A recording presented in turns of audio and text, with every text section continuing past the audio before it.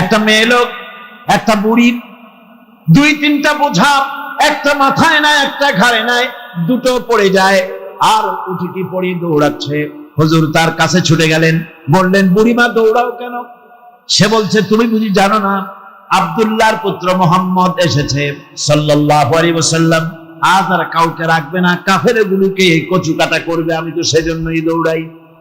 হুজুর বলেন বুড়ি তোমার ওই বোঝাগুলি আমাকে দাও, আমি তোমাকে তোমার গন্তব্যে পৌঁছে দেই।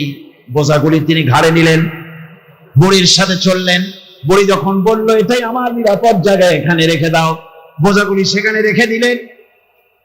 বুড়ি বলছে কিছু পারিশ্রমিক নাও। হুজুর বললেন কোনো পারিশ্রমিক নেব না। বুড়ি আশ্চর্য হয়ে গেল, বলল পথিক তুমি আমার কাছ থেকে পয়সা নেবে না?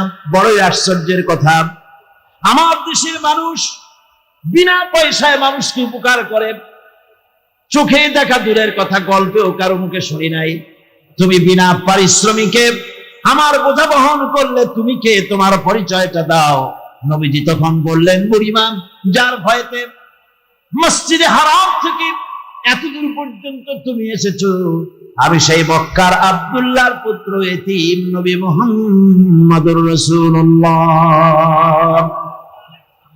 বুড়ি চোখের পানি ফেলে দিয়ে বলছি আমাদের নেতারা তোমার সম্পর্কে এত বাজে কথা বলেছে, বুঝতে পারি নাই তুমি এত ভালো মানুষ, বুঝতে পারি নাই তুমি এত মহান, তুমি এত উদার, ওদের কথা মতো অবিশ্বাস করেছি। তুমি তো সাধারণ মানুষ নও, নিঃসন্দেহে তুমি আল্লাহর নবী। আমার মনে আর বিন্দু মাত্র সন্দেহ রইল না, আমি মুসলমান হয়ে গেলাম।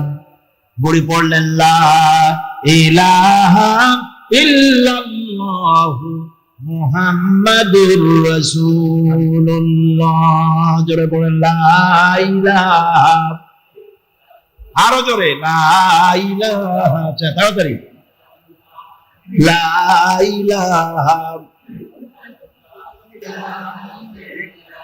লা ইলাহা ইল্লাল্লাহু মুহাম্মাদুর রাসূলুল্লাহ। সুতরাং আমার ভাইরা, পৃথিবীর ইতিহাস হলো যারাই ক্ষমতায় আসে তারা প্রতিপক্ষকে নির্যাতন করে, কিন্তু রাসূলের আদর্শ, ইসলামের আদর্শ ভিন্ন। ইতিহাস প্রমাণ করেছে রাসূল ক্ষমতায় এলেন আর ক্ষমা করে দিলেন। সুবহানাল্লাহ। রাসূল যখন প্রবেশ করলেন মসজিদে হারামের ভিতরে, কাফের বেঈমানেরা নেতারা থরথর করে কাঁপতেছে। আল্লাহর নবী প্রশ্ন করলেন কুরাইশের নেতারা আজ আমার কাছে কি ব্যবহার আশা করো? বুঝতেই পারেন তাদের অবস্থাটা কি, কচি কলা পাতার মতো কাঁপতেছে। আজ আর মুহাম্মদ সাল্লাল্লাহু আলাইহি ওয়াসাল্লাম তিনি আজকে এতিম নন, 10,000 তরবারির সাথে। মুখ দিয়ে অর্ডার দেওয়া লাগবে না, চোখের ইশারায় কল্লা গড়াগড়ি করবে। হুজুর প্রশ্ন করলেন কেমন ব্যবহার আশা করো? নেতারা বললেন, একজন নেতা সাহস করে বললেন উত্তম ভ্রাতার কাছ থেকে, উত্তম ভ্রাতুষ্পুত্রের কাছ থেকে যে ধরনের ব্যবহার আশা করা যায় তেমন ব্যবহার আপনার কাছে আশা করি। নবীজি বললেন আমার কুরাইশের নেতারা শোনো, তোমাদের ব্যাপারে আমি আজকে সেই কথাই বলবো যে কথা বলেছিলেন আমার ভাই হযরত ইউসুফ আলাইহিস সালাম। তার 11 ভাইরা ইউসুফ আলাইহিস সালামের শৈশবকালে তাকে মেরে ফেলার জন্য কুয়ার মধ্যে ফেলে দিল। তাদের ধারণা ছিল এটা হলো মরণ কুয়া, ইউসুফকে মেরে ফেলে দিব। কিন্তু তারা জানে না ওটা মরণ কুয়া ছিল না, এটা ছিল ক্ষমতা যাওয়ার একটা সুড়ঙ্গ পথ, একটা টানেল।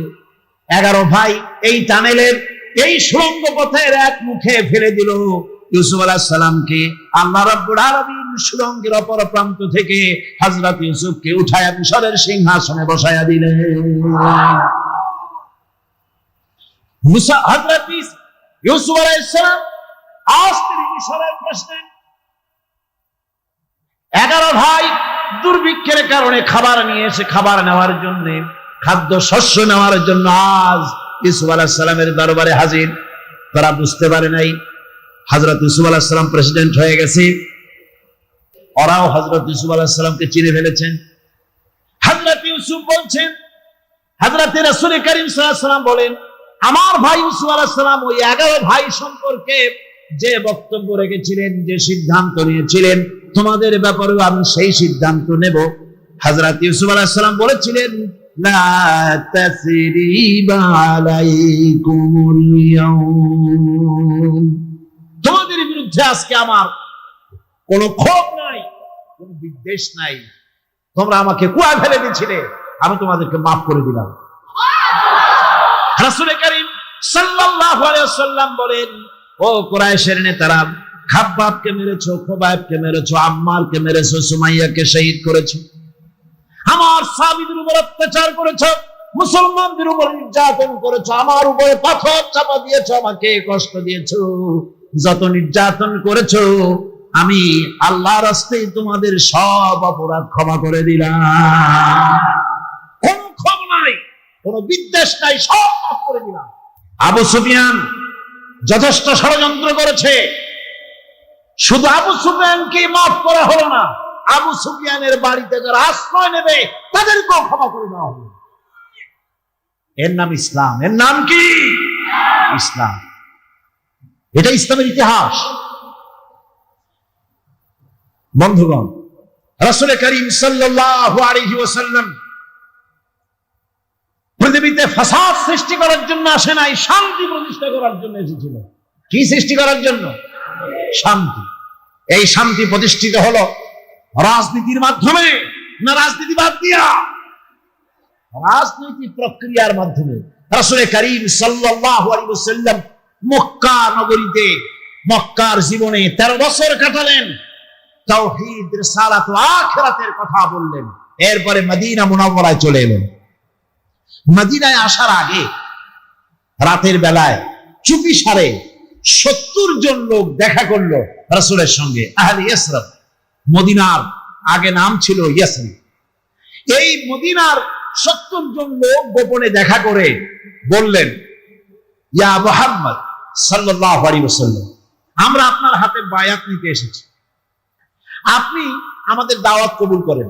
এই মক্কা নগরীতে আপনার ইসলাম প্রচার করা বড় কঠিন বিষয়, আপনি আসুন আমাদের দেশে মদিনায় আসুন, আমরা আপনাকে আশ্রয় দিব। ওই 70 জনের ভিতরে যার বয়স ছিল কম, সর্বকনিষ্ঠ ব্যক্তি দাঁড়ায় বললেন, মদিনাবাসীরা, আমি তোমাদের সাথে একমত নই। তোমরা যে রাসূলকে দাওয়াত দিতেছো, এর অর্থ কি তোমরা কি তা জানো? এর অর্থ হলো, রাসূলকে দাওয়াত দেওয়ার অর্থ হলো তামাম ইহুদি এবং খ্রিস্টানদেরকে, মুশরিকদেরকে মদিনার বিরুদ্ধে খেপায়া দেওয়া। মুহাম্মদ সাল্লাল্লাহু আলাইহি ওয়াসাল্লামকে আশ্রয় দিয়ে তিনি যখন মদিনায় যাবেন, সমস্ত ইহুদি, খ্রিস্টান আর মুশরিকরা ঐক্যবদ্ধ হয়ে মদিনাকে আক্রমণ করবে। সেদিন তোমরা জানের ভয়তে মুহাম্মদ সাল্লাল্লাহু আলাইহি ওয়াসাল্লামকে যদি বলো যে আপনার কারণে আমরা বিপদে পড়েছি, আপনি আপনার এলাকায় চলে যান, অথবা মুহাম্মদ সাল্লাল্লাহু আলাইহি ওয়াসাল্লামকে তাদের হাওলা যদি করে দাও, এই দাওয়াতের চাইতে দাওয়াত না করাই ভালো। সর্বকনিষ্ঠ ব্যক্তির এই বক্তব্যে যিনি মুরব্বী ছিলেন, সকলকে নিয়ে আল্লাহ নবীর হস্ত মোবারক ধারণ করে মদিনার লোকেরা বললেন, ইয়া রাসূলুল্লাহ, আপনার দস্তে মোবারক ধরে, আপনার পবিত্র হাত ধরে আল্লাহর নামে শপথ করতেছি, মদিনার দাওয়াত কবুল করুন। আমরা মদিনায় আপনি গেলে পরে আমাদের জান এবং মালের বিনিময়, রক্তের বিনিময়ে, সবকিছুর বিনিময়ে আপনাকে আমরা হেফাজত করব, জীবনের সবকিছু আপনার জন্য বিসর্জন দেব। রাসূলুল্লাহ দাওয়াত কবুল করলেন। হুজুরের চোখ থেকে পানি এলো। হুজুর দাওয়াত কবুল করলেন।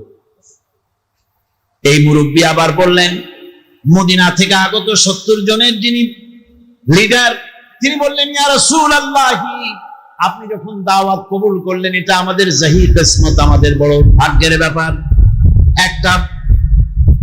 একটা দাবি আমাদের আছে। সেই দাবিটা হলো, আপনি প্রকৃতপক্ষে আল্লাহর নবী, তাতে কোনো সন্দেহ নাই। আপনার এই দুর্দিন চিরকাল থাকবে না। যেদিন আপনার সুদিন ফিরে আসবে, সেই দিন আপনি মদিনাকে ভুলে যাবেন নাকি? আল্লাহর নবী বলছেন, মদিনাবাসীরা, আমি ওয়াদা করছি মদিনাকে আমি কখনো ভুলবো না। রাসূলুল্লাহ বলেনও নাই, তার দেহ মোবারক মদিনা মুনাওয়ারায় রয়েছে।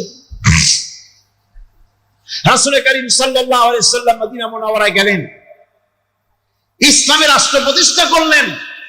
আজ সময় এসেছে কোরআন প্রতিষ্ঠা করার। আমি বলেছিলাম কোরআন হচ্ছে সংবিধান। কোরআন কি? শুধু তেলাওয়াত করে সেই মজা পাওয়া যাবে না, কায়েম করলে, কোরআনের আইন প্রতিষ্ঠা করলে যে মজা পাওয়া যাবে। যেমন এক বোতল মধু যদি আপনাকে দেওয়া হয়, উপর থেকে কর্ক যদি আটকানো থাকে, আর বাইরের থেকে যদি আপনি বোতলটা চাটেন, মিষ্টি লাগবে নাকি? কম মিষ্টি লাগবে? মিষ্টি লাগবে কখন? কর্ক খুলে মুখের মধ্যে ঢাললে তবে তো মিষ্টি লাগবে। কোরআনে কারীম দিনে রাত্রে সমানে যদি তেলাওয়াত করেন, যতবার খুশি ততবার খতম করেন, ওই শান্তি মিলবে না কোনোদিন যেই শান্তি রাষ্ট্রের মাধ্যমে কায়েম হলে যে মজা পাওয়া যাবে, ওই মজা তেলাওয়াত করে পাওয়া যাবে না। কথা বুঝে আসছে? তেলাওয়াত করলে ওই মজা আসবে না, প্রতিষ্ঠা করলে যেটা হবে। যেমন থিওরি এবং প্র্যাকটিক্যাল দুটি কথা। থিওরি একটা জিনিস, প্র্যাকটিক্যাল ভিন্ন জিনিস। আমি এই কাগজের উপরে লিখলাম র দন্তেশ্বর, গয় ওকার, লয় লয় আকার, কি হইল? কি হয়ে গেল? এখন এইটা খান আপনার, মিষ্টি লাগবে? লাগবে না। বলবেন ওটা দুধ রসগোল্লা লেখা, অত তো দুধ নাই, চিনি নাই। ঠিক আছে, লিখলাম দুধের ছানা, চিনির শিরা, গোলাপ পানি, জাতীয় জাতীয় বানায়, সব লিখে দিলাম। এরপরে সাবান, লাগবে মিষ্টি? লাগবে না। কেন? এটা হচ্ছে থিওরি, এটা থিওরি, এই জন্য মিষ্টি লাগবে না। প্র্যাকটিক্যাল আনতে হবে, দুধ কিনতে হবে, ছানা বানাতে হবে, দুধের শিরা, কি কয়, দুধের ছানা বানাতে হবে, চিনির শিরা তৈরি করতে হবে, ফর্মে আনতে হবে, তারপরে মুখের মধ্যে দিবেন, আর ঢকা ঢকা এক একটা গিলতে থাকবেন সমান, তখন মজা লাগবে। ঠিক কিনা? কিয়ামত পর্যন্ত কোরআনের ভিতরে যেটা লেখা আছে ভালো করে বোঝেন, মাথা খাটাইয়া বোঝেন। কোরআনের ভিতরে যেটা লেখা আছে এটা হলো থিওরি। এই থিওরি ততদিন পর্যন্ত মজা লাগবে না, শান্তি লাগবে না, যতদিন পর্যন্ত পার্লামেন্টের মাধ্যমে, রাষ্ট্রের মাধ্যমে কায়েম না করা হবে, মজা পাওয়া যাবে না। মজা পাওয়া যাবে কোরআনের আইন প্রতিষ্ঠা হবে।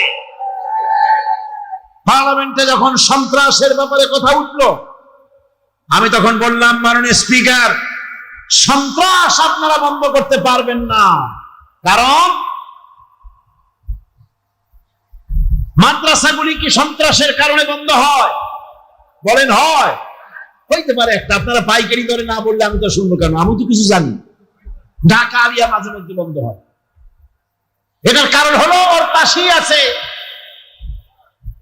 ভালো জিনিস, সেই জন্য এই কামটা হয়। বাংলাদেশের কোন মাদ্রাসা সন্ত্রাসের কারণে বন্ধ হয়েছে এর কোন নমুনা নাই, নজির নাই, এইটা ছাড়া।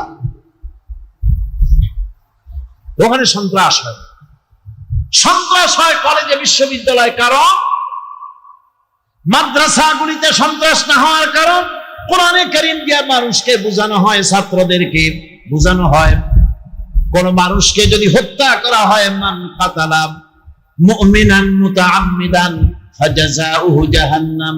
কোরআনে কারীমের মধ্যে আল্লাহ রাব্বুল আলামিন বলেছেন, ইচ্ছে করে অন্যায়ভাবে যদি কাউকে হত্যা করা হয়, তার জায়গা হবে জাহান্নাম। আল্লাহ পাক আরো বলেছেন, কেউ যদি একটা মানুষকে অন্যায়ভাবে হত্যা করে, সেই জন্য তামাম পৃথিবীর সব মানুষকে হত্যা করলো। পরকালের জবাবদিহি সম্পর্কে মাদ্রাসায় পড়ানো হয় বলে সেখানে সন্ত্রাস নাই। কলেজে, বিশ্ববিদ্যালয় কোরআন হাদিস পড়ানো হয়, পরীক্ষায় পাশ করার জন্য মাত্র কয়েকটা হাদিস আর কয়েকখানা আয়াত পড়া হয়, তাও আবার মাঝখানে 100 নাম্বার কমাইয়া 50 দিয়ে দিয়েছিল। বললাম সন্ত্রাস বন্ধ করতে পারবেন না। আমি কথা বলছি দেশ এবং জাতির কল্যাণের জন্য।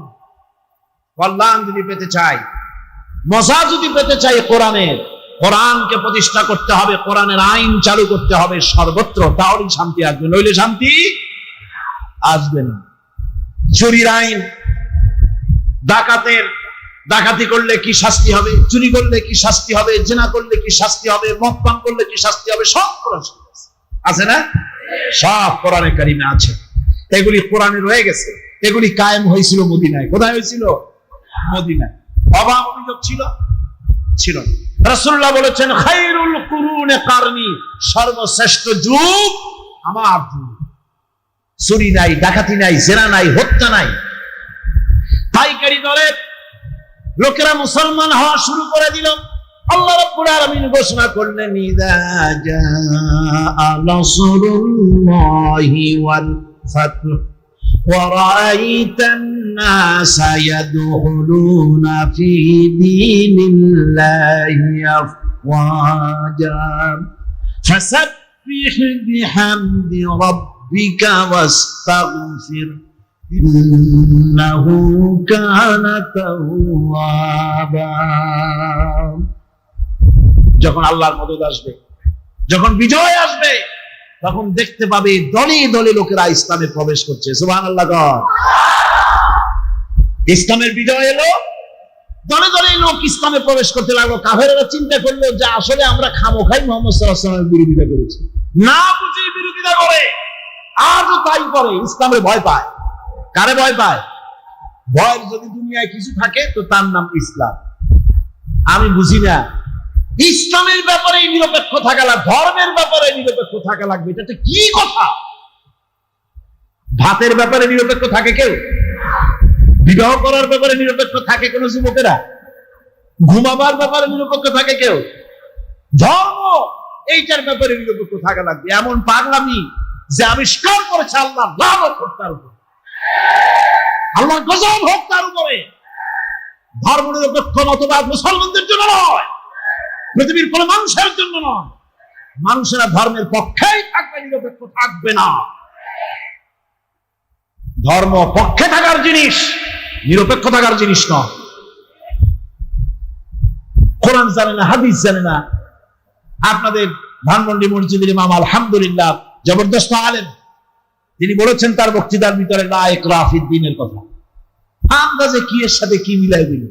ধর্ম নিরপেক্ষতার আয়াত একখান পাইছে, লা ইকরাহা ফিদ দ্বীন লাকুম দীনুকুম ওয়ালিয়া দীন, বুখারীর মধ্যে আছে। পাগল ছাগল তো গাছে ধরে না, কপালেও লেখা থাকে না। আরে বাবা, লাকুম দীনুকুম ওয়ালিয়া দীন ধর্ম নিরপেক্ষতার আয়াত নয়। তোমার কোন বাপে শিখাইছে? লাকুম দীনুকুম আয়াত কিসের ভিত্তিতে? কোরআন জানতে হবে, কোরআন পড়তে হবে। কোরআনে কারীমের মধ্যে শানে নজুল আছে প্রত্যেকটি সূরা। যখন কাফেরেরা প্রশ্ন করছিল, হে মুহাম্মদ সাল্লাল্লাহু আলাইহি ওয়াসাল্লাম, এসো ধর্ম নিয়ে আমরা 50-50 করি। কিছুদিন তোমরা আমাদের মূর্তিগুলারে প্রণাম করো, আর কিছুদিন আমরা গিয়ে মসজিদে তোমার আল্লাহরে সেজদা দেব। এইরকম ধর্মটা যদি আমরা ভাগাভাগি করে নেই, তাহলে আপনার কোনো অসুবিধা থাকে না। আল্লাহ রাব্বুল আলামিন সূরা কাফিরুন নাযিল করে দিলেন, কুল ইয়া আইয়ুহাল কাফিরুন, হে নবী বলে দিন, হে কাফিররা, তোমরা যার ইবাদত করো আমরা তার ইবাদত করি না, আবার আমরা যার ইবাদত করি তোমরা তার ইবাদত করো না। লাকুম দীনুকুম ওয়ালিয়া দীন, তোমাদের দিন তোমাদের জন্য, আমাদের দিন আমাদের জন্য। তোমরা তোমাদের দিন নিয়ে থাকো, আমরা আমাদের দিন নিয়ে থাকি। এটা কি নিরপেক্ষের কথা না পক্ষের কথা? পক্ষের কথা। তোমরা তোমাদের ধর্ম নিয়ে থাকো, আমরা আমাদের ধর্ম নিয়ে থাকি। 50-50 ভাগ করার কোনো সুযোগ এখানে নাই। এই আয়াত নিয়ে মানে বাঙালরা হাইকোর্ট দেখাবে, একটু বুঝাই দেয় যে আমি কোরআন শরীফ পড়ি। বন্ধুগণ, কাফেররা দেখলো যে খামোখাই বিরোধিতা করি। আজ এক শ্রেণীর মুসলমান খামোখা বিরোধিতা করে, ইসলামকে বলে মৌলবাদ, বলে না? আমি ওই সব শিক্ষিত বন্ধুদেরকে বলবো, মৌলবাদ বলে ইসলামকে গাইল দেন, আপনার তো লজ্জা করা উচিত। আপনি তো একটা মুসলমানের সন্তান। নামটা তো আদমশুমারিতে আব্দুল করিম বাপের নাম, আপনার নাম আব্দুল সত্তার। অবশ্যই ভুলকে সংশোধন করার জন্য ছেলে হইলে নাম রাখে শুভ্র রহমান, আকাশ খাতুন, সাগর আলী, বাহারুল্লাহ, যা মনে লয় তাই হাবিজাবি নাম রাখিয়া, বাংলায় মিশাইয়া নাম রাখিয়া বাঙালিত্ব জাহির করতে চায়। আর চরম বাঙালিত্ব জাহির করে পহেলা বৈশাখ, বটতলায় যাইয়া পচা পান্তা ভাত আর পচা ইলিশ 500 টাকা 1000 টাকা মেয়ে লোকে খাওয়াই দিলে 600 টাকা। ইসলামের সাম্প্রদায়িকতা বলতে কিচ্ছু নাই। ইসলাম সর্বজনীন, সাম্প্রদায়িক নয়। এখানে সব কথা সার্বজনীন, এটা সাম্প্রদায়িক কথা কিছুই নাই এখানে। এখানের আইন, ইসলামের আইন যদি চালু করা হয় সকলের জন্য ভালো, হিন্দুর জন্য ভালো, খ্রিস্টানের জন্য ভালো, বৌদ্ধের জন্য ভালো, মুসলমানের জন্য ভালো, অমুসলমানের জন্য ভালো, পুরুষের জন্য ভালো, নারীর জন্য ভালো, শিশুর জন্য ভালো, পাগলের জন্য ভালো, সুস্থ মানুষের জন্য ভালো, পশু পক্ষীর জন্য ভালো। ঠিক কিনা কর? যেহেতু আইনটা কার? আল্লাহ পাকের আইন। অথচ এই আল্লাহর নাম মিটায় দেওয়ার প্রচেষ্টা, ইসলাম দূরে সরিয়ে দেওয়ার প্রচেষ্টা, কেমন একটা অনীহা ভাব। ইসলামের নামটা শুনলেই কেমন গাটা জ্বলে জ্বলে ওঠে। আশ্চর্য কথা, আশ্চর্য কথা। আল্লাহ রাব্বুল আলামিন শুনিয়ে দিলেন, ইসলামের যখন বিজয় এলো, দলে দলে লোকেরা ইসলামে প্রবেশ করতে লাগলো, দলে দলে লোকেরা ইসলামে প্রবেশ করতে লাগলো। কাফির বেঈমানরা মনে করলো যত আজে বাজে কথা বলেছি ইসলামের ব্যাপারে, ইসলাম তো তা নয়। ইসলাম তো মানুষের খাবার দিতেছে, পরার দিতেছে, বেকার সমস্যার সমাধান করতেছে, নারীর সতীত্বের হেফাজত করতেছে, ক্ষুধার্ত মানুষকে খাবার দিতেছে। এসব কিছু দেখে আশেপাশে মদিনার জিন্দেগিতে রাসূল যখন ইসলামী স্টেটের পূর্ণতা দান করলেন, কোরআন যখন 16 আনা আইনে পরিণত হয়ে গেল, তখন দেখা গেল লোকেরা আশেপাশে আর কোনো কাফির রইল না। আশেপাশে যত কাফের ছিল সব মুসলমান হয়ে গেল। পড়লো লা ইলাহা ইল্লাল্লাহু মুহাম্মাদুর রাসূলুল্লাহ। ভাইরা আমার বন্ধুগণ, সকলকে ইসলাম বুঝতে হবে। আমি আবারও বলছি, ইসলাম সাম্প্রদায়িক নয়, ইসলাম মৌলবাদ নয়, ইসলাম হচ্ছে আল্লাহ রাব্বুল আলামিনের দেওয়া জীবন ব্যবস্থা। এটা কমপ্লিট কোড অফ লাইফ, জীবনে গ্রহণ করার জন্য, জীবনের সব ক্ষেত্রে গ্রহণ করার জন্যই কোরআন, ইসলাম। কোন আলহামদুলিল্লাহ। ইসলাম বিধান দিয়েছে সব ব্যাপারে, এমন কোন ব্যাপার নাই যে ইসলাম বিধান দেয়নি। ইসলাম বিধান দিয়েছে নারীর ব্যাপারে। আজ মেয়ে লোকদেরকে বলা হয়, মেয়ে লোকদেরকে ময়দানে নামানো হয়েছে, এনজিওরা এই খেদমতটা করেছে। এনজিওরা এদেরকে ময়দানে নামায় দিয়া স্লোগান দেওয়া হয়েছে, কিসের বর কিসের ঘর, যেমন লয় তাই কর। সুবহানাল্লাহ কইলেন, আশ্চর্য কথা। দেখছেন অবস্থা? আমার দেহ, দেহ আমার, সিদ্ধান্ত আমার। আজীব তামাশা। গাড়ি যদি বলে, গাড়ি যদি বলে যেটা আমার বডি, সিদ্ধান্ত আমার, আমি যেদিক যাবো সেদিক আমার খুশি আমি যাব, তাহলে হয় ট্রেনে পড়বে, না হয় নদীতে পড়বে। কারণ যে কন্ট্রোল করতে, দেহ আপনার নিঃসন্দেহে, কিন্তু সিদ্ধান্ত আপনার হতে পারবে না। আপনার দেহের নিয়ন্ত্রণের সিদ্ধান্ত নিবে ওই দেহ তৈরি করেছেন যিনি, সে আল্লাহ রাব্বুল আলামিন। দেহ আমার, সিদ্ধান্ত আমার, একটা কাফেরের বক্তব্য হতে পারে, মুসলমানের বক্তব্য নিশ্চয়ই নয়। মা বোনদের আমি বলে থাকি, মেয়েরা যদি জানতো ইসলাম তাকে কি দিয়েছে, তাহলে তারা সংগ্রাম করতো, মিছিল করতো, আর বলতো, গভর্নমেন্টকে বলতো, ইসলাম যতটুকু দিয়েছে সেইটা ফেরত চাই, দুনিয়ার অন্য কিছু আমাদের দরকার নাই। কথা অবশ্যই তারা বলতেন। মেয়েদেরকে পাশ্চাত্য, মেয়েদেরকে পুরুষ বানাইয়া পুরুষের সমান অধিকার দেয়, দিতে চেষ্টা করে। আর ইসলাম নারীকে নারীর মর্যাদায় রেখে পুরুষের সমান অধিকার দেয়। কথাটা কি সমান? না, গালফ অফ ডিফারেন্স, উত্তর মেরু আর দক্ষিণ মেরুর মতো। ইসলাম নারীকে নারীর মর্যাদায় রেখে নারী পুরুষের সমান অধিকার দেয়। বর্তমান পৃথিবীতে পাশ্চাত্য, তারা চিন্তা করতেছে, তাদের চিন্তার মূল বিষয় হলো নারীর শরীরের কাপড় আর কত কমানো যায়।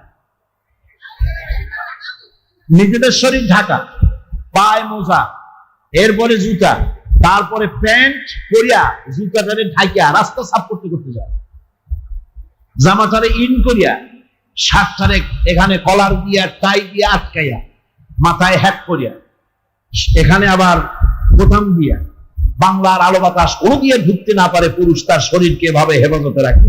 আর মেয়ে লোক কাপড় চোপড় যত খুলতে পারে, যত কমাইতে পারে, তাই নিয়ে প্রতিযোগিতা। আরো প্রতিযোগিতা হয় বিশ্ব সুন্দরীর প্রতিযোগিতা। নাউজুবিল্লাহ। বাংলাদেশে গত বছর চুরি করে, নারীদের ব্যাপারে বলছিলাম, নারীদের আজাদী, স্বাধীনতা, স্বাধিকার দিয়েছে ইসলাম। কে দিয়েছে? ইসলাম দিয়েছে। সুতরাং সেই নারীর ইজ্জতকে ইসলাম রক্ষা করেছে। নারীর ব্যাপারে ইসলাম বলেছে, আল্লাহর নবী বলেছেন, দুইটা মেয়ে যদি কারো হয়, দুই মেয়ের পিতা যিনি হবেন, ওই দুইটা মেয়েকে যদি যত্ন করে, যদি ভালোবাসে, মহব্বত দেয়, দিন শিখায়, ঈমান শিখায়, কিয়ামতের দিন ওই দুই কন্যার পিতা আর আমি মুহাম্মদ সাল্লাল্লাহু আলাইহি ওয়াসাল্লাম এক জান্নাতে পাশাপাশি থাকবো। আছে পৃথিবীতে কেউ বলছে এমন কথা? বলেন, বলেছেন কে? আমার মা বোনেরা, পর্দার আড়ালে থেকে যারা আমার কথা শুনছেন, কান খুলে শুনুন। আপনার ইজ্জত, আপনার সতীত্ব, আপনার সম্ভ্রম, আপনার অধিকার সমানা সংরক্ষণ করেছে ইসলাম, আর কেউ করে না। আধুনিকতার নামে আপনার ইজ্জতকে নষ্ট করা হচ্ছে, আপনার সতীত্বকে বিনষ্ট করা হচ্ছে। নারীর সম্মান কোথায় থেকে কোথায় নিয়ে গেল? যে নারীর কোন অধিকার ছিল না, আজ বলা হয় যে আল্লাহ নাকি নারীদেরকে ঠকাইছে। নাউজুবিল্লাহি মিন যালিক। কিভাবে ঠকাইলো? ওরা বলে যে ঠকাইছে, দুই মেয়ে সমান এক ছেলে, পিতার সম্পত্তিতে দুই মেয়েতে যা পাবে এক ছেলে তাই পাবে। সূরা নিসা এটা আছে। ওরা এইটাকে ধরেছে আল্লাহ এখানে পুরুষের পক্ষপাতিত্ব করেছেন, মেয়ে লোকদেরকে ঠকাইছে। নাউজুবিল্লাহি মিন যালিক। এটা স্থূল দৃষ্টিতে ওনারা দেখেছেন, ওনারা মূল বিষয়টি বোঝেন নাই। মেয়েকে এক জায়গায় আল্লাহ পাক একটু কম দিয়েছেন, কিন্তু কম যে দিলেন ওই কমটা মর্যাদার প্রশ্নে নয়, এটি হচ্ছে হক, অধিকারের প্রশ্ন। সেটা কিরকম? সেটা হচ্ছে যে এই নারী তো আরো অনেক জায়গা থেকে পাবে, পিতার কাছ থেকে একটু কম পাইবে, কিন্তু সে ভাইয়ের কাছে পাবে, সে তার মায়ের অংশে পাবে, সে তার স্বামীর কাছ থেকে পাবে, সে তার ছেলের কাছ থেকে পাবে, স্বামীর কাছ থেকে মহারানাও পাবে। এমনি করে তার পাওয়ার জায়গা অনেক আছে, ছেলের এত পাওয়ার জায়গা নেই। আবার তার খরচও কম। মেয়ে যদি মহারানার টাকা দিয়ে, বাপের সম্পত্তির টাকা দিয়ে বেঁচে বুঝিয়া লক্ষ কোটি কোটি টাকার মালিক হয়, কোরআন শরীফে আল্লাহ পাক বলেছেন, তোমার স্ত্রীকে যদি তুমি পাহাড় সমতুল্য কোনো সম্পদ দিয়ে দাও, তার থেকে কণা মাত্র ফেরত নিও না। তার কোনো খরচ নাই। লক্ষ লক্ষ টাকার মালিকও যদি হয়, খরচ সব টাকা পুরুষের, তার কোনো খরচ নাই। তার খরচ নিজের কসমেটিক্স কেনা, শাড়ি কেনা ইত্যাদি, এই পর্যন্ত। বাকি অসুখ হোক, বাড়িতে মেহমান আসুক, বা কোনো কিছু দরকার হোক, এর সবটার দায় দায়িত্ব পুরুষের, নারীর কোনো দায়িত্ব নেই।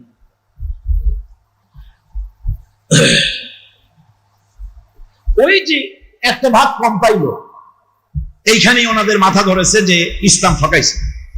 কিন্তু তারা ভিতরে তলান নাই। বিষয়টা কি? বিষয়টা হলো, যদি ছেলে আর মেয়ে আল্লাহ যদি সমান করে দিতেন, পিতার সম্পত্তিতে সমান অধিকার, তাহলে কি হতো?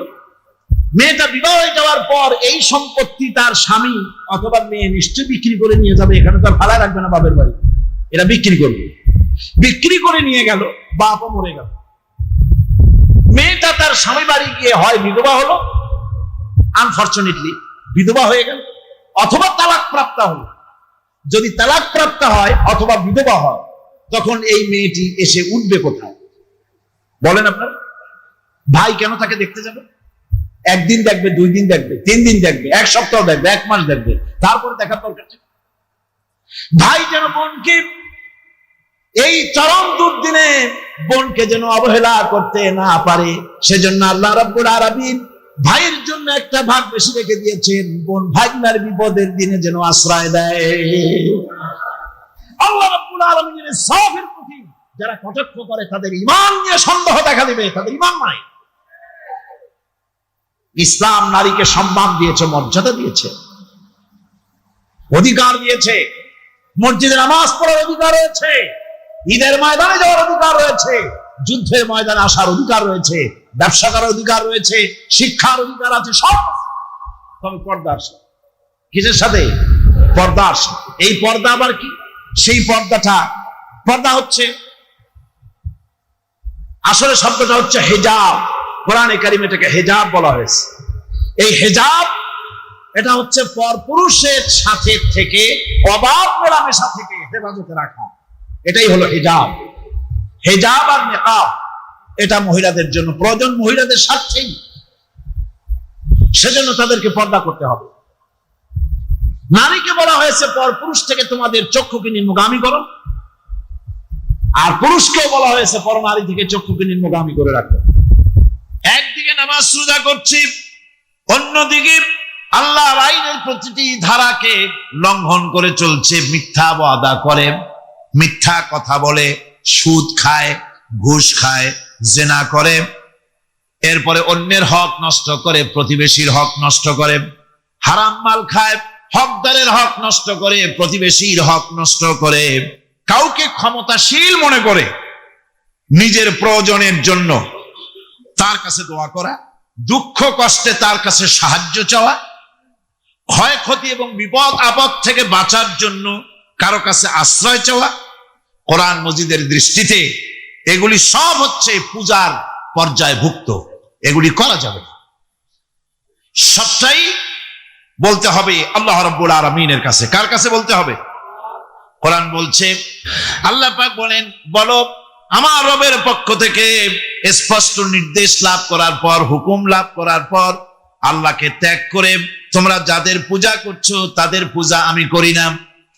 আল্লাহ নবীকে বলছেন এরকম আপনি বলেন, বরং আমাকে হুকুম করা হয়েছে আল্লাহ রাব্বুল আলামিনের সামনে মাথা নত করে দেওয়ার। তাই আমি আল্লাহ পাকের দরবারে আমার বিনয়ের, আমার আনুগত্যের মস্তক তার সামনে নত করে দিয়েছি। এ কথা সকলেরই জানা আছে যে দুনিয়ার মানুষ শয়তানের ইবাদত কেউ করে না, শয়তানের পূজা কেউ করে না, ঠিক কিনা? শয়তানের কেউ পূজা করে না, বরং শয়তানের প্রতি চতুর্দিক থেকে শুধু লানত হতে থাকে, ঠিক কিনা? শয়তানের খালি গাল দিতে থাকে সারাদিন। এমন কি পাপ করে নিজে দোষ দেয় শয়তানের, ঠিক কিনা? কবি বলছেন, क्या हंसी आती है मुझे हजरत इंसान पर, क्या हंसी आती है मुझे हजरत इंसान पर, फेल बद तू खुद करे लानत करे शैतान पर। আমার মানুষের অবস্থা দেখে হাসি পায়, খারাপ কামটা করে নিজে আর গাল দিয়ে দেয় শয়তানের। সারাটা দিন মেয়ে লোক, পুরুষ লোক, বাচ্চা সকলে শয়তানের গাল দেয় সমানে, ওর কপালটাই খারাপ, ফুটবলের মতো। এর জন্মই হয়েছে লাথি খাওয়ার জন্য। সুতরাং আল্লাহ পাক যে বলছেন যে শয়তানের ইবাদত করতে তোমাদেরকে নিষেধ করেছি, তার অর্থটা কি? তার অর্থ হচ্ছে যে মানুষ শয়তানের আনুগত্য করে, শয়তানের কথা মতো জীবন পরিচালনা করে, শয়তান যেটা বলে সেটাই করে, শয়তানের ওয়াসওয়াসা দিয়ে সে পরিচালিত হয়, কোরআন এবং হাদিস দিয়ে নিজেকে পরিচালিত করে না। এটাই হলো শয়তানের আনুগত্য করা।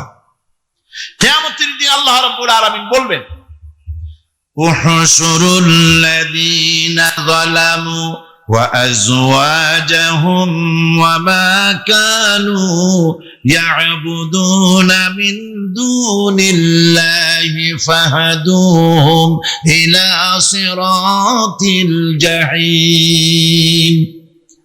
আল্লাহ রাব্বুল আলামিন কিয়ামতের দিন তিনি বলবেন, যারা নাকি সেই সমস্ত শয়তান এবং তার অনুসারী, যারা নাকি আমাকে বাদ দিয়ে যারা অন্যদের ইবাদত করত, সেই ইবাদত যাদের করত, আনুগত্য গোলামি যাদের করত, তারা এবং তাদের সাথী সঙ্গী সবগুলিকে একত্রিত করো আর জাহান্নামের রাস্তা দেখিয়ে দাও। সকলকে জাহান্নামের পথ দেখিয়ে দাও। আনুগত্য হতে হবে কেবলমাত্র আল্লাহ পাকে, চোখ বুঝে নির্দ্বিধায় বিনা প্রশ্নে যাকে স্বীকার করতে হবে, মানতে হবে, তিনি হচ্ছেন আল্লাহ সুবহানাহু ওয়া তাআলা এবং তার নবী জনাব মুহাম্মদ রাসূলুল্লাহ সাল্লাল্লাহু আলাইহি ওয়াসাল্লাম। অন্য কাউকে কোরআন হাদিস দিয়ে যাচাই না করে কারো মতকে গ্রহণ করা যাবে না। আল্লাহ পাক বলছেন ইত্তাখাযু আহবারাহুম ওয়া রুহবানাহুম আরবাবাম মিন দুনিল্লাহি ওয়াল মাসীহ ইবনে মারইয়াম ওয়া মা উমিরু ইল্লা লিয়া'বুদু ইলাহান ওয়াহিদা। আল্লাহ পাক বলছেন তারা নিজেদের ওলামা মাশায়েখদেরকে আল্লাহর পরিবর্তে নিজেদের রব তারা বানিয়ে নিয়েছে এবং তারা মসিহকে ঈসা আলাইহিস সালামকে মরিয়মের পুত্র ঈসাকে আল্লাহকে বাদ দিয়ে রব বানিয়ে নিয়েছে। অথচ হুকুম করা হয়েছে, আল্লাহ পাকের পক্ষ থেকে আদেশ করা হয়েছে একমাত্র আল্লাহ রব্বুল আলামিন ছাড়া কারো আনুগত্য করা যাবে না, গোলামি করা যাবে না, দাসত্ব করা যাবে না। এখানে ওলামা মাশায়েখ এবং পাদ্রী পুরোহিতদের রব বানিয়ে নেওয়ার যে কথাটা বলা হয়েছে সেটা হচ্ছে যে তাদেরকে আদেশ এবং নিষেধকারী হিসাবে মেনে নেওয়া হয়েছে, আল্লাহ রসুলের অনুমোদন ছাড়াই তাদেরকে গ্রহণ করা হচ্ছে, তাদের কথাগুলিকে শিরোধার্য করা হচ্ছে। আলেম ওলামা পীর দরবেশ যিনি হন না কেন, তিনি যে কথাটা বলবেন ওই কথার সমর্থনে কোরআন হাদিস আছে কিনা তা না জেনে গ্রহণ করা যাবে না। কথা আসতে বললেন কেন? গ্রহণ করা, এটার নাম ঈমান। এটার নাম কি? ঈমান। পীর সাহেব যদি বলেন পাগড়ি বাঁধতে হবে 15 হাত, হ্যাঁ 15 হাত কেন, 21 হাতও বাঁধবো, দেখতে হবে রাসূল করিম সাল্লাল্লাহু আলাইহি ওয়াসাল্লাম ওরকম বেঁধেছেন কিনা। এটার নাম হচ্ছে ঈমান। এটার নাম কি? ঈমান। পীর সাহেব শিখাই দিলেন এরকম জিকির করো, সকালে এরকম, বিকেলে এরকম, হ্যাঁ করবো, জিকির করবো না কেন? আল্লাহই তো জিকির করতে বলছেন, জিকির করবো, তবে দেখতে হবে পীর সাহেব যেভাবে জিকির বলেছেন ওইভাবে আল্লাহ রসুল জীবনেও জিকির করেছেন কিনা, সাহাবায়ে কেরাম এভাবে করেছেন কিনা। যদি করে থাকে অবশ্যই পীর সাহেবের কথা মেনে ওরকম জিকির করব। কথা বুঝতে পেরেছেন? একজন মাওলানা সাহেব ফতোয়া দিলেন অথবা একটা কথা বললেন, এই কথাটা কোরআনের সাথে মিল আছে কিনা, হাদিসের সাথে মিল আছে কিনা তাই দেখতে হবে সর্বাগ্রে। কোন মুরব্বী কি বলেছেন, কোন হুজুর কি বলেছেন, কোন কিতাবের মধ্যে কি লেখা আছে ওইটা জানার কোনো দরকার আমার নাই। আমার জানার দরকার কোরআন শরীফ আছে কিনা, হাদিস শরীফ আছে কিনা। এর নাম হচ্ছে ঈমান। এর নাম কি?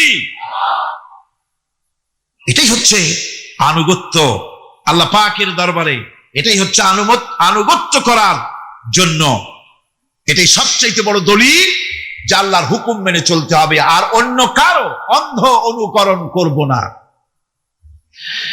ইবাদত পূজা অর্থে বলা হয়েছে কাউকে ক্ষমতাশীল মনে করে নিজের প্রয়োজনের জন্য তার কাছে দোয়া করা, দুঃখ কষ্টে তার কাছে সাহায্য চাওয়া, ক্ষয়ক্ষতি এবং বিপদ আপদ থেকে বাঁচার জন্য কারো কাছে আশ্রয় চাওয়া। কোরআন মজিদের দৃষ্টিতে এগুলি সব হচ্ছে পূজার পর্যায়ভুক্ত, এগুলি করা যাবে না। সবটাই বলতে হবে আল্লাহ রাব্বুল আলামিনের কাছে। কার কাছে বলতে হবে? কোরআন বলছে, আল্লাহ পাক কোরআনে কারীমের মধ্যে বলছেন, কুল ইন্নী নুহিতু আন আ'বুদাল্লাযীনা তাদউনা মিন দুনিল্লাহি লাম্মা জাআনিয়াল বায়্যিনাতু মির রাব্বি ওয়া উমিরতু আন উসলিমা লিরাব্বিল আলামিন। আল্লাহ পাক বলেন, বলো আমার রবের পক্ষ থেকে স্পষ্ট নির্দেশ লাভ করার পর, হুকুম লাভ করার পর আল্লাহকে ত্যাগ করে তোমরা যাদের পূজা করছো তাদের পূজা আমি করি না। আল্লাহ নবীকে বলছেন এরকম আপনি বলেন, বরং আমাকে হুকুম করা হয়েছে আল্লাহ রাব্বুল আলামিনের সামনে মাথা নত করে দেওয়ার। তাই আমি আল্লাহ পাকের দরবারে আমার বিনয়ের, আমার আনুগত্যের মস্তক তার সামনে নত করে দিয়েছি। দুনিয়ায় মানুষেরা আল্লাহ রাব্বুল আলামিনকে বাদ দিয়ে যাদের কাছে সাহায্য চায়, যাদের কাছে গিয়ে সাহায্য প্রার্থনা করে, ছেলে হয় নাই ছেলে চায়, মেয়ে হয় নাই মেয়ে চায়, ব্যবসায় উন্নতি হয় না বলে ব্যবসার জন্য তাদের কাছে চায়, কোরআনে কারীম বলছে ওদের কাছে যে চাওয়া হচ্ছে তারা ওদের চাওয়া সম্পর্কে জানে না। কিয়ামতের দিন এইগুলি সব ওদের বিরুদ্ধে আল্লাহর দরবারে মামলা দায়ের করবে। এরা বলবে যে আল্লাহ পাক আমি এদেরকে এরকম বলি নাই আমার পূজা করার জন্য, এরা আমার পূজা করেছে।